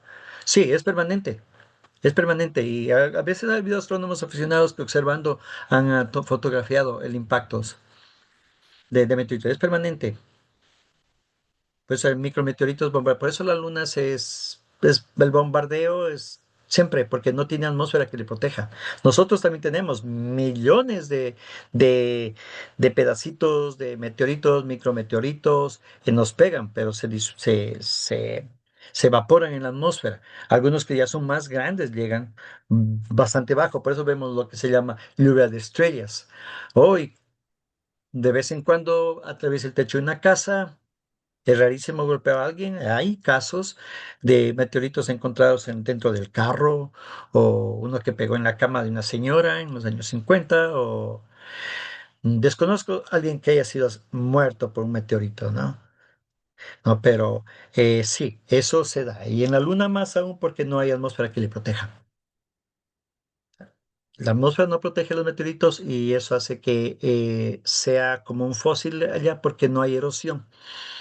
No hay agua, no hay viento, le golpea es el viento solar, las partículas de polvo, los rayos cósmicos, eh, eso es permanente. Otra Ya, vista gracias. de nada, otra Miguel, vista, sí. y también cuando vemos la Luna nueva, em, bueno, no la vemos, claro, pero sabemos que está ahí. Y cuando está la Luna nueva, quiere decir que estamos con la cara oculta de la Luna. No, la cara oculta para nosotros está iluminada por el sol, está al otro lado, está al otro lado. O sea, la luna siempre va a estar iluminada, siempre. Ya, Lo que sucede es que su movimiento está sincronizado con el nuestro, o sea, en la medida en que va rotando alrededor de la Tierra, la Luna también rota. Entonces, sí, sucede que cuando se formó la Luna, al principio estuvo mucho más cerca y esto hizo que se laquee, como decimos, bueno, no estoy usando el término correcto, es laque en inglés, eh, se separe. Entonces, antes sí la Luna había estado rotando más rápido, pero esta posición de estar muy cerca hizo que la Luna y las mareas, la atracción gravitacional entre los dos cuerpos se separe. Entonces, esta va girando solo en la medida que la vuelta que de 27 días, 7 horas alrededor de la Tierra, ese mismo tiempo se demora en rotar. Por eso nos enseña la misma cara. Pero de ahí la luna al otro lado está iluminada. En la luna nueva la vemos, no la vemos porque el sol está detrás, o sea, el sol está iluminando detrás de la luna. ¿Ya? Y algo que se me olvidó, por ejemplo, los astrónomos pusieron estos prismas, los rusos también lo hicieron y creo que ellos fueron primeros en medir la distancia de aquí a la luna. Y gracias a eso, es un láser, la precisión de esa, se llegó a determinar que la luna se aleja de nosotros como 3,5 centímetros cada año. Eso implica que antes, millones de atrás, la luna estaba muchísimo más cerca. Ahí sí Ya. podemos decir que estaba mucho más grande. Es, Claro, claro, claro, claro, mucho más grande, sí, mucho más grande. Exacto. Ya. Sí, Miguel, ¿y dime, por qué, y por qué yo todavía no entiendo por qué a la luna la vemos durante el día a veces? porque tome en cuenta que la Tierra también refleja luz. Entonces la luna es como cuando has visto la luna cenicienta. Sí, No es el sol quien la está iluminando. Está reflejando la luz que la Tierra refleja sobre la luna. Esa es la razón por que la vemos. De ahí no la viéramos, porque eh, si un astronauta ve la luna desde el espacio, ve la luna, pues va a ver el fondo totalmente oscuro,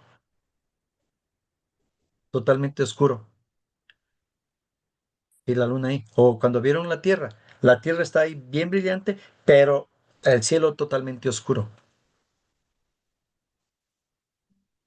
el reflejo de la Tierra, o sea, el sol choca en la Tierra y ese reflejo le da a la luna y por eso la vemos durante Creo el que día. de pronto más adelante por ahí puedo buscar aquí en la computadora un gráfico que tengo donde Da Vinci explicó eso. Da Vinci, por geometría, explicó que la luz cenicienta de la luna se debe a que está reflejando la luz de la Tierra, está reflejando la luz del Sol. Y Continuamos. eso le hace aparecer en el día. Claro, o sea, bueno, ahí debe haber condiciones en cierto sentido, por ejemplo, de verla, ¿no? Hay bastante reflexión. La luna, la Tierra tiene una atmósfera y esta también ayuda mucho a que la luna se ilumine de una manera, ¿ya? Pero depende también, o sea, hay algunos factores, por ejemplo, eh,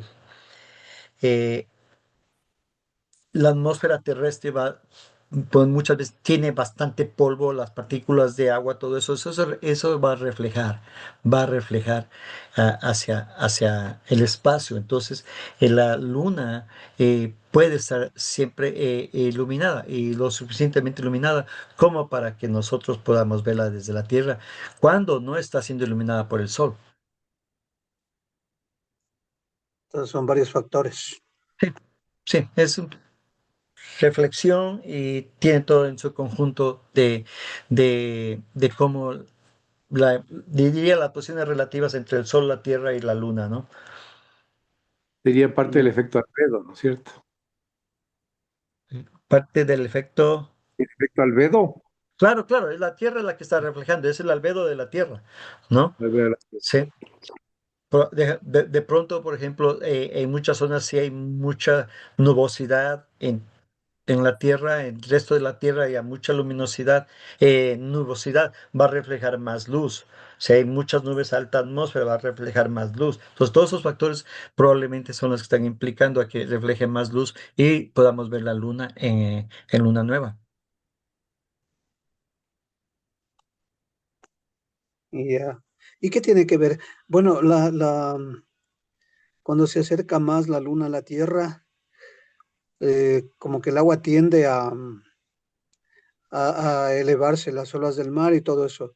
¿Y qué tiene que ver en cambio con las plantas? ¿Cómo es la Yo, influencia? yo, yo, yo discrepo eso, no creo que está comprobado científicamente, que cuando dicen los agricultores hay que plantar cierto tipo de productos cuando es luna nueva o cuando es luna llena. Ajá. Yo no soy agricultor, eh, científicamente creo que eso no está comprobado. Ya, yo sé que muchos agricultores dicen, ok, cierto tipo de plantas tienes que plantarla en luna nueva porque hay la tracción gravitacional hace que el agua esté más arriba, pero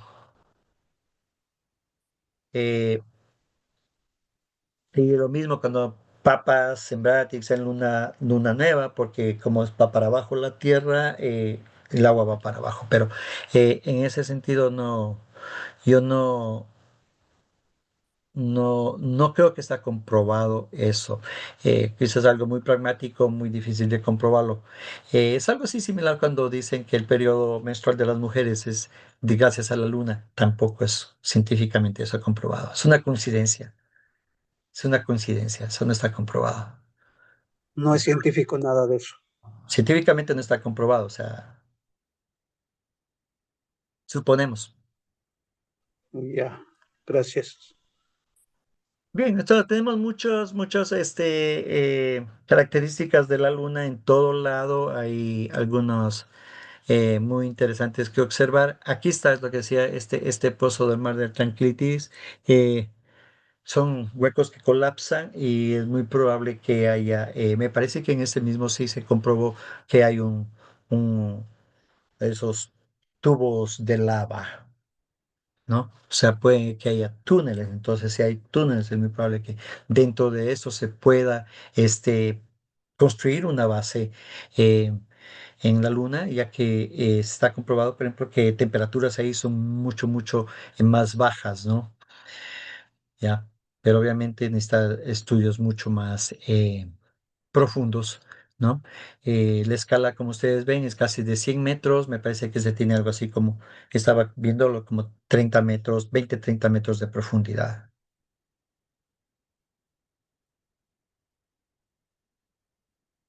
¿Ya? Aquí hay otras características dependiendo del lugar. Voy un poquito más rápido por el tiempo. Eh, bueno, observar con telescopio es una maravilla, realmente es una maravilla. No importa si he observado desde hace 20 años o igual, siempre es un deleite observar, siempre eh, diferente en diferentes días con lo que va progresando. eh, es muy lindo ver, hay mucho que observar, ¿no? Eh, se ve, se ve cosas raras, digámoslo así. Eh, una vez tuve la oportunidad con el telescopio de 14 pulgadas, estaba tan bueno, pero así tan bueno el seeing, y estaba observando un acantilado que podía ver aquí la depresión entre, digamos, el valle y lo que subía. Esa depresión podía observarla. Fue maravilloso poder observar eso. O sea, observar dentro del túnel. No. Observar depresiones, Ah, ¿no? ya. Depresiones, o sea, el contraste y la luminosidad da perfecto para el seeing es clave porque no va a ser que la luz se esté moviendo, era fija, era totalmente fija la imagen. Entonces eso permitía ver detalles mucho eh, más claros, ¿no? Ya. Y el eje magnético de la Luna es así también como en la Tierra, bastante. No, a ver, es buena pregunta eso. Es buena pregunta. Eh, yo me, no me atrevo a decir que no hay eje magnético en la Luna, aunque tiene un núcleo sólido. Ya, me parece que no hay eje magnético norte-sur magnético. Geográfico sí, pero no magnético. mm, Puede que esté equivocado. ya, Anotarlo en mi agenda. agenda. Eh, ahora, bueno, yo quería un poquito enseñar esto. Hay una serie de fenómenos transitorios que se observan y hay algunos lugares donde siempre se observa, ¿no? Entonces eso ya lo vino estudiando Patrick Moore hace mucho tiempo. ¿No? Entonces, esos son los sitios donde hay mayoría de estos avistamientos o estos fenómenos transitorios que son así como luces. Puede ser que a veces se piensa que son impactos de meteoritos cuando se ven, o también fugas de tipo, digamos así, cuando hay una grieta de gases o no hay una explicación totalmente científica para eso porque no se los puede reproducir. Son casuales. ¿No? Son casuales, pero estas zonas son de más o menos donde más se han visto. ¿Puedes repetir bien lo del fenómeno de las luces que ascienden o descienden? No sé si estoy entendiendo mal o bien y me parece que a lo mejor si entendí bien, creo que eh, a- eh, puedo pensar en una explicación. No, si tienes la explicación para eso, puedes darla porque yo no la tengo. Sí, De esto, pero exponla bien para ver si entendí en realidad no, la situación. lo que estoy hablando ahorita son de fenómenos transitorios lunares, ¿no? Que a veces se observan, ¿no? Puede ser que sean meteoritos, por ejemplo, que están cayendo, son como luces que pasan o que se atraviesan o que salen, ¿ya? Claro, porque normalmente si es que tiene una atmósfera, por más pequeña que sea, perdón, va a quemar, obviamente, va a tener el efecto de fricción que hay acá también. Exacto. Entonces, obviamente, el efecto de fricción provoca que se vea una pequeña incandescencia, ¿sí? Sí. Y pues, si están en cambio de manera ascendente, recuerda que por la cuestión de la gravedad lunar, los elementos que van a caer ahí, por lo general, pueden rebotar también. Y el hecho de que reboten por la poca gravedad que tienen va a hacer que se eleven mucho más. ¿Ok? Entonces puede que sea esa parte también de descendencia y ascendencia. Claro, no va a ascender muchísimo, no como que va a salirse nuevamente de la atmósfera lunar, pero sí tendrá una buena altura al menos, debido a la poca gravedad lunar que existe, que creo que es 1 punto algo, si no estoy mal, es bajísima, entonces Sí, las cosas claro. rebotan o saltan muchísimo, por decirte así. Sí, es una explicación muy buena eso.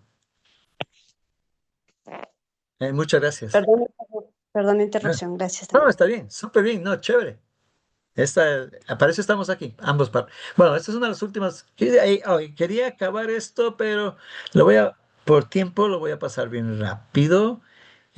A ver, déjame, creo que sí tiene, es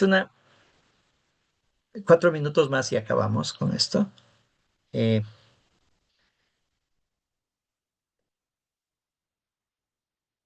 ya, es un paseo virtual a la Luna, es por este satélite que todavía está allá, tiene alta resolución. O sea, vamos a hacer un viajecito un poquito de alta resolución alrededor de la Luna.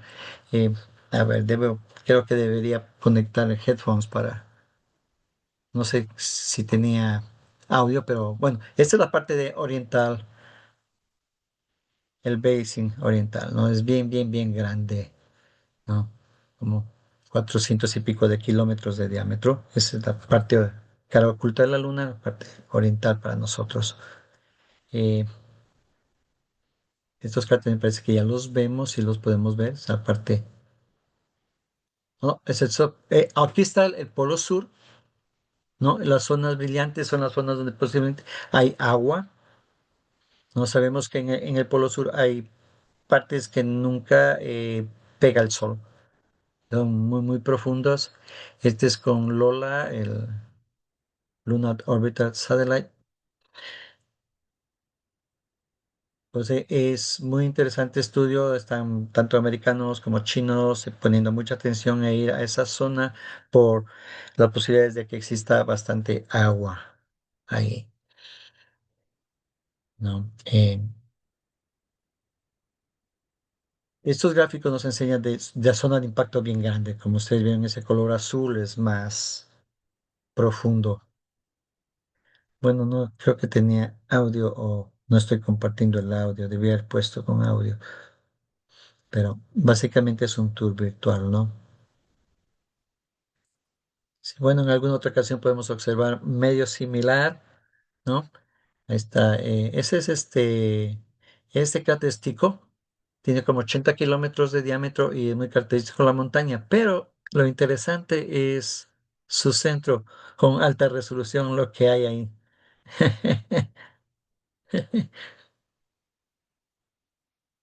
¿Cómo llegó ahí?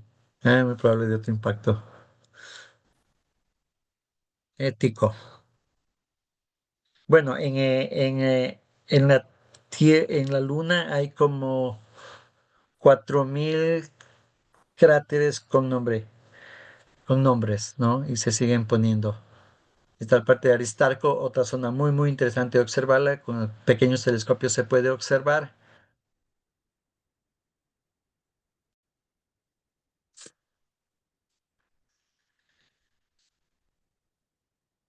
En la parte visible hay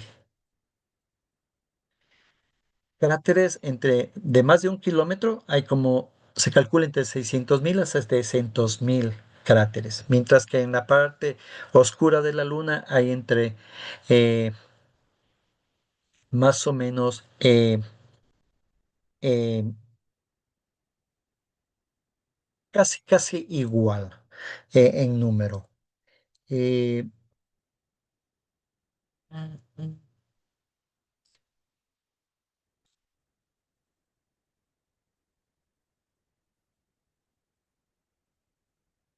Bueno, estamos viendo zonas ya con alta resolución. Se puede ver el, eh, el Apolo, uno de los Apolo, con los trazos del módulo lunar que dejó las huellas, ¿no? Eso todavía está allá y va a estar para largo. Eh, en la cara oculta estaba viendo cráteres de más de 50 kilómetros, hay entre más o menos 350 a 400. En total, cráteres entre 1 metro y 1 kilómetro se calcula como el trillón. O sea, eso significa la cantidad de impactos que tiene la Luna cada día, ¿no? Básicamente. Miguel Ángel, perdón, disculpa la interrupción. Y Dime. con ese satélite se le puede ver entonces dónde aterrizó el Apolo 11 y Oh, lo que sí. quedó en la Luna. Sí, a ver, ¿Y cómo hay, se llama? hay Ese de es, alta resolución. Sí, son fotos de alta resolución. En casi todos los Apolos hay fotografías de eso, eh, a ese tipo de resolución. Como ya. visten ahí, eso ahí. Podría después de ahí ponerle o les puedo meter en el chat después. Ah, Eh, gracias. bueno, yo creo que con esto me voy a terminar por el tiempo. Ya van a ser las 2 horas. Yo soy el enemigo de que no pasar mucho, pero como es muy interesante, podemos. Ok, ahí voy a dejar de compartir. Espero. ¿Alguna pregunta? Ok, aquí en el chat, vamos a ver. Eh, ¿Alguna pregunta tiene o ya la terminamos? Porque ya son 2 horas. Estamos aquí. Ya se pasó rapidito el tiempo. Oh, se pasa, Yo, sí, yo sí, sí. te, yo te tengo otra pregunta fuera. Sí, claro. Es más fuera de la parte de astronomía, ¿qué te puedo decir? Alguna vez leía, no encuentro el libro, te cuento, porque si lo encontrara podría un poquito más indagar. Lo leí cuando empezaba mi vida de estudiante hace bastante tiempo. Entonces, dentro de este libro yo leía que am, había ciertos vestigios o había unas teorías, no sé, de que había existido otra luna. Entonces, no solamente era una, sino dos, y que en algún momento, claro, la otra luna era mucho más pequeña, fue atraída por mucho más, que decía también, menos densa, un poco más liviana, por decirte, entre comillas, y que había sido atraída por la Tierra, en realidad se había chocado acá. Entonces, no recuerdo dónde leí eso, sí, pero no sé Yo, si tú has escuchado algo de eso. No de vestigios de una luna pasada, pero sí en temporales. Ha habido un par de veces que hemos tenido lunas temporales, o sea que han pasado muy cerquita de la Tierra y Han sido atrapadas por la sí, gravedad exacto, sí, terrestre y pero luego solo han ido atrás. así, exacto. Eh, Ajá. tenemos, ahora se descubrió, por ejemplo, que hay dos asteroides troyanos Ah, sí, sí, sí, eso sí, sí me acuerdo. en los lagrangianos, ¿no? Creo que 120 grados en ida y en vuelta al otro lado. Hay dos. No, de vez en cuando dicen vamos a tener una luna temporal, pero básicamente son asteroides que están pasando muy cerquita, incluso casi prácticamente dentro de algunos son dentro de la Pero órbita sí, sí, de la esa es Luna. otra cosa. Ajá. Claro, el Lo que cruce te de preguntaba es que asteroides. si había pasado, en el pasado Antes había habido otra luna no, que en realidad se había vestigio, estrellado contra el planeta. no he leído sobre eso de vestigios, ya, de vestigios, porque la teoría de Theia se refuerza en esto de que las rocas lunares son muy parecidas a la de la Tierra, o sea, la composición, especialmente por la cantidad de oxígeno en las rocas, ¿no? Da un poco de respaldo a esa teoría. No, esa es la cosa fuerte, porque el resto ya es especulación. Se pudo haber formado la Luna cuando se formaba la Tierra a la vez, pero no hay ninguna prueba, simulación. Las simulaciones que se realizan respecto al choque de un cuerpo hipotético como el tamaño de Marte, claro, no fue un choque de frente, sino de lado, le voló una parte e incluso mucha gente, muchos astrónomos piensan de que la Luna se formó mucho más rápido que, que, que lo que se pensaba, ¿no? Entonces, o pero yo creo que esos nuevos descubrimientos o nuevos análisis de el material de rocas del otro lado de la Luna van a decir mucho, ¿no? Porque puede contradecir eso. Entonces, la teoría sí avanza, sí avanzamos en ciencia, ¿no? Corregir si algo está incorrecto, las pruebas más fuertes son las que se ponen, se superponen. Claro, así es. Gracias, Miguel. Y los chinos como que van progresando como a nivel de los americanos en exploración lunar. Tienen un programa muy ambicioso, ¿no? Y es grande, ya tienen su base, su,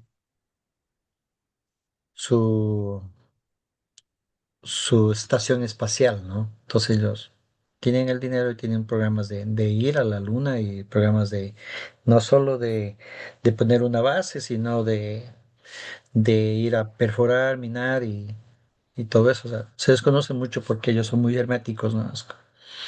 No lo comparten tampoco, ¿no? Pero las intenciones están ahí.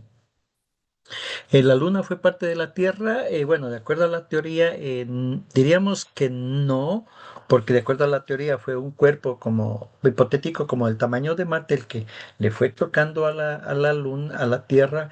Esta esparció todo un montón de pedazos y de ahí se formó la Luna y obviamente con la atracción gravitacional de ambos, pues se limpió toda la órbita, ¿no?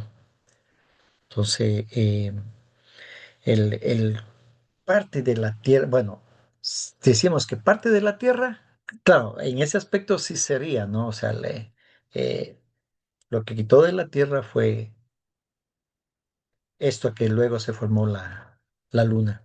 Por eso es lo que la forma, la constitución de la Luna es muy similar a la Tierra y más aún la composición de las rocas, la cantidad de oxígeno y otros químicos. Creo que la simulación, por ahí tenía un gráfico de la simulación, ¿no? Eh, pero honestamente parece bonita la teoría, pero no soy muy fan de esa. Yo creo que es un problema no resuelto. del origen de la Luna. ¿No? Ujú. Interesante es la relación entre un planeta y un satélite, una luna, es que es, a veces dicen un sistema doble, pero sí, es una cuarta parte. En relación entre planeta y luna es bien grande, ¿no? Usualmente planetas tienen lunas, pero extremadamente pequeños, que en su mayoría han sido atrapados, ¿no? Son asteroides. Marte atrapó dos asteroides y son asteroides bien, bien, bien raros, ¿no? Pequeñitos. Eh, Respecto a Júpiter, pues tiene algunos satélites bien grandes, obviamente las lunas galileanas, y tiene un montón de lunas pequeñitas, y Saturno va por lo mismo. Entonces, quién sabe,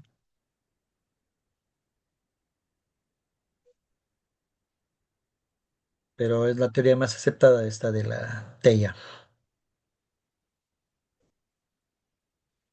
Digamos, tiene un punto a favor. ¿Alguna otra pregunta? Este, pero no iba a hacer una pregunta, sino que iba a comunicarme, chicos, que hace poquito llegué, entonces estoy abriendo mi WhatsApp web para enviarles este link de asistencias. Buenas Gracias. noches con todo, Sí, disculpa. sí. Bueno, con todo, la próxima semana tenemos la charla sobre la Vía Láctea por Stephanie Santa Cruz. Eso me parece ser muy Sí, conmigo interesante. mismo. Ya, eh, ya, mira, creo que el nombre es interesante, Vía Láctea. Sí. Es el nombre de nuestra galaxia, ¿verdad? Ujú. Hoy no hubo la lista de asistencia. No, pero ya la va a poner ahorita Estefanía para. Déjame hacer un Snapchat con todo para. Algunas personas se fueron ya, pero. Es solo una captura de Igual, pantalla Sí, hágale una captura de igual me pantalla, yo también comparto estoy haciendo acá. Sí, eso. que algunas personas se retiraron. eh, sí, ahí vi ¿cómo se llama? Al principio estaba doctor Leonardo se retiró antes, hace un rato. Entonces también la paso ahorita en el Ya, Zoom y le envío al sí, grupo de WhatsApp. ya. Ujú. Sí, no, Listo. sí, eso es todo. Espero que les haya gustado. Bueno, hay mucho que hablar de la luna, bastante, muchas cosas más, pero no se puede abarcar todo a la vez. El, eh, Claro, está bien interesante en, para otra en ot- oportunidad. en otra ocasión podemos hablar un poquito sobre la observación de la luna. Eso quisiera hacer, hacer una observación de la luna eh, un poco más sistemática con el C14 y también observación del Sol de día. Ok, entonces buenas noches con todos. Muchas gracias de estar en esta conferencia y los esperamos el próximo lunes para escucharle a Stephanie sobre la Vía Láctea. Gracias. Chicos, les envío el link Miguel. entonces al grupo de WhatsApp, ¿sí? Ya. Gracias, Miguel, por No, la gracias conferencia. a todos ustedes. Que tengan una buena noche. Gracias, chao. Adiós. Gracias. Gracias, Miguel. Gracias.